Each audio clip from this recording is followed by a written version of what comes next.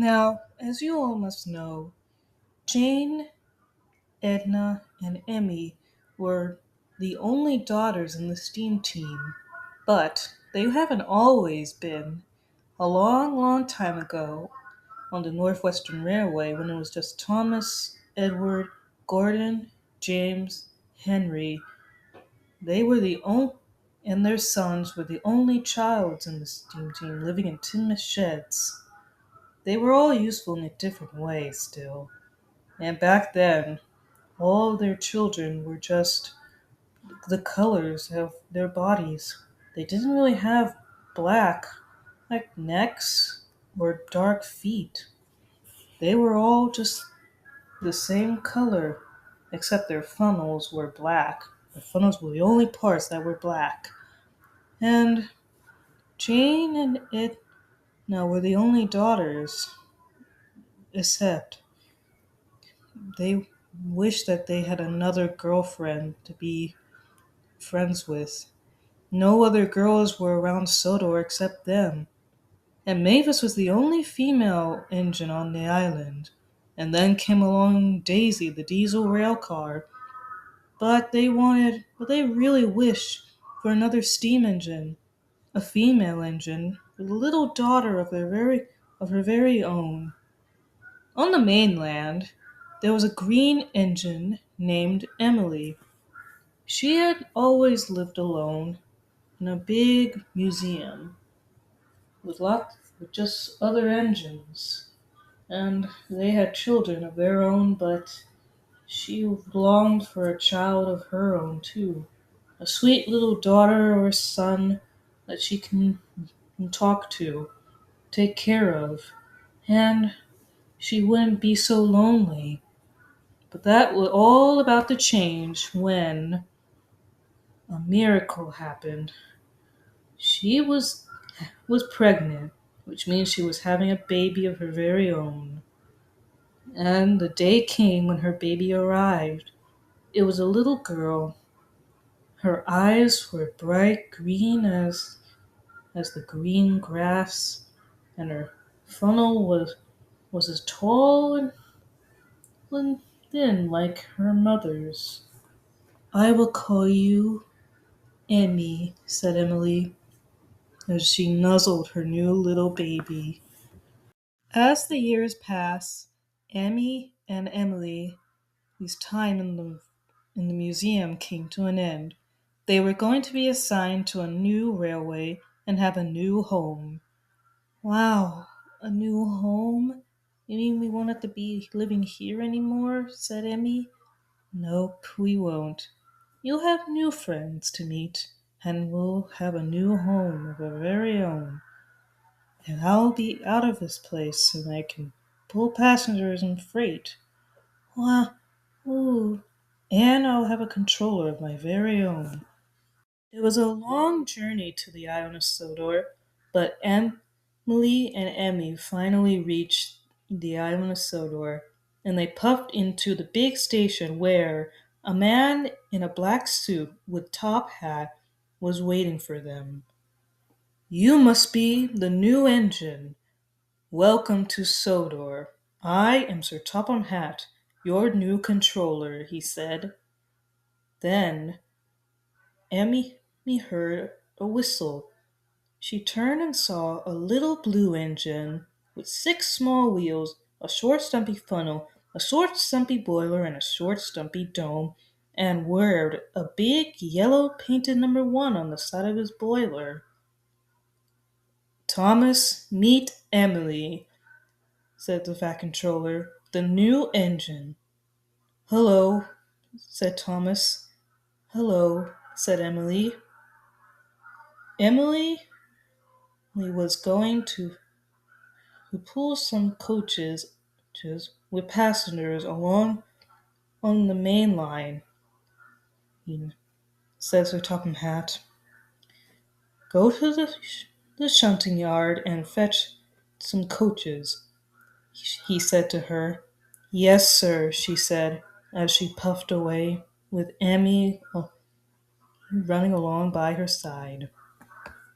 Thomas was impressed. He had never met an engine like Emily before. In the yard, the only coaches Emily could find were Annie and Clarabelle. "These two will have to do," said her driver. He coupled them up, and Emily puffed away. Annie and Clarabelle grumbled all the way. "There'll be trouble with Thomas when he finds out," whispered Clarabelle. But Emily didn't hear. Then she saw Thomas again. She whistled, "Hello!" But Thomas didn't whistle back. "Hey, those are my coaches," he said. "Give them back." But Emily didn't hear him. Then she passed a blue engine named Edward. She whistled a friendly hello, but Edward didn't whistle back. He just stared angrily at her. Edna was on Edward's train, and she waved a friendly hello to Emmy shyly, and Emmy waved back shyly too. Then Emmy and Emily passed Percy. She whistled a friendly hello to Percy, but Percy also didn't whistle back. Instead, he glanced at Emily crossly. Every time Emily saw an engine, she whistled hello, but no engines whistled back. She really didn't understand why they were being so mean to her. This made her feel really sad. That wasn't really nice of Edward, Percy, and Thomas to be so rude to Emily. I think they must have thought that Emily stole Annie and Clarabelle. But Emily didn't take Annie and Clarabelle. She just borrowed them. She didn't really have coaches of her own, so it's just been a mistake. And besides, I think all the boy gentlemen and engines should be not snobbing or judge another engine by how she was acting. Emily is a new engine. You also must be welcoming a new engine, not prejudging her or discriminate them just because they're a little different. While Emily was dropping off passengers, Emmy went to go explore the island on her own. As she was exploring, she ran into Edna again. "Hello," she said shyly. Edna whispered to Jane, "That's New Engine's daughter. She's here." "Hello, my name is Jane, and you must have already met Edna. She's Edward's daughter, and I'm James's daughter, and we're also Edwin and John's little sisters. Who are who are you?" "I'm Emmy, Emily's daughter. I actually moved here. I'm We've never been here before. I'm looking around. We can take you around Sodor. We'll introduce you to all of our family members." "I don't know. You know, Edna, last time I saw your father, he didn't really seem friendly enough to my mother. She said hello, but he didn't say anything back. All he did was give me a mean glance look." "Well, I think it's because when he saw you pulling Annie and Clarabelle, he must have thought that your mother took them. But I'm sure it wasn't a mistake. She didn't take them. She just needed some coaches because the man in the black suit told her to fetch some coaches because she needed to learn the line." "Oh, see? So that was a mistake. Don't worry though. I'm sure my father will forgive your mother," said Edna. "Will you tell me about your mother?" "Well, we lived in a she's lived in a museum." "A museum? Why?" said Jane. "Well, I don't know. I guess that's how it was, but she's always lived there and she never really has been a part of a railway before." And this was the railway that she lived now, with me, of course, since I've never been on a railway before. Hmm. Well, I'm sure you two will like it here once you both learn the silent, and you'll learn how to get around and get to know everyone.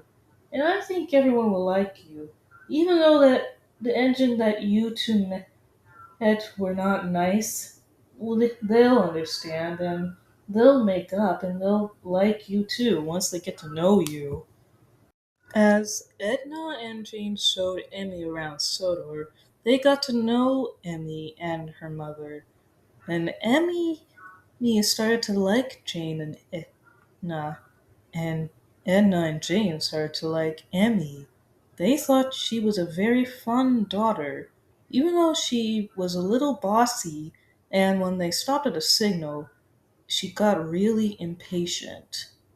Be patient, Emmy. The signal will turn green soon. Well, it's taking a long time. We just got here. It's just been a few minutes, said Jane. But whenever they passed another engine, one of Edna and Jane's uncles, they still glanced meanly at her, and they whispered, "That's the new engine's child. I've heard that her mother took Annie and Clarabelle," whispered Gordon. Meanwhile, Emily was on her way back when a signalman flagged her down. "Oliver has broken down on the line," he said to her. "We'll go and find out," said her driver. When they got up there, Oliver was broken down on the tracks, and his driver went to get help. Suddenly, Emily heard a whistle. "Oh no!" Thomas saw Oliver. He knew he couldn't stop in time. "Help!"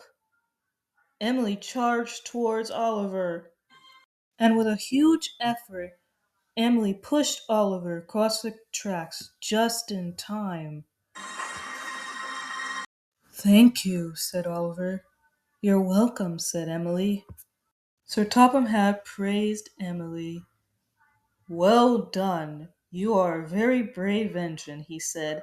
"The bravest," agreed Oliver. "It gives me great pleasure that I present you with two brand new coaches."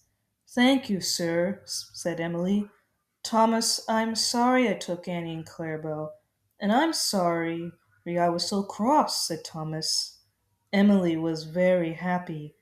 She had two beautiful new coaches, a beautiful child, and a new friend. Emmy's daughter, Emmy, was still happy with Jane and Edna, but then it was time for her to head home. She heard her mother's whistle calling for her. "Bye. I'll see you tomorrow, maybe. We'll see you around sometime," said Edna. They hugged goodbyes and went on their way homes. From that day on, all the gentlemen engines apologized to Emily, and even Percy and Edward said their sorries and soon became friends of Emily. But their sons weren't really sure about Emmy. They still didn't really trust her that much. Instead, they just gave her mean glances. So the sons of the steam team never want to go near or played with Emmy. That made her feel really lonely. "It isn't really nice to judge someone by their looks," said Emmy to Jane and Edna. One day in the yard, Emmy was on top of some freight cars when she actually saw something. She saw like some pretty looking things in the distance. What's that? She went towards it and saw a collar on a fence. "I think I better take it to whoever this belonged to," she said. Then, "Hey, what are you doing?" John. She turned and saw John, Jane's brother. That's mine! Give it, you thief! I'm not a thief. I just found it on the fence. Oh, I'm sure you did, he said. But I didn't take it. Really? And how come your mother took Annie and Clarabelle? Those are Thomas's coaches, not your mom's. She didn't have any coaches until now. Besides, she, she and I just moved here yesterday. We're new around here. Well, I already knew that. But I don't really trust you. Neither do the rest of us. And I don't know why you're always around my sister, her and Edna. Well, they like me, that's all. Well, here's what I say. They should stay away from you. Then Edna and Jane appeared. They saw that John was frightening Emmy. Hey! John, leave her alone! Jane butted her brother on the ground and confronted him and all the other sons when they came and watched all this. Are you out of your mind? Emmy told them that she found John's collar, but John thinks that she took it and called her a thief. What? Said Edna. John, she's not a thief. What is wrong with you? What is the matter with all you boys judging others by their looks? She is not a thief. This is Emmy. Emmy is a friendly engine. She's a friend of ours, and you shouldn't be so cruel to her. Why can't you all be nice to her? Just because what her mother did, it doesn't mean that you should prejudge her. We're not prejudging her, said Edwin. Yes, you are, said Edna. Prejudging means that you dislike someone before you even know them.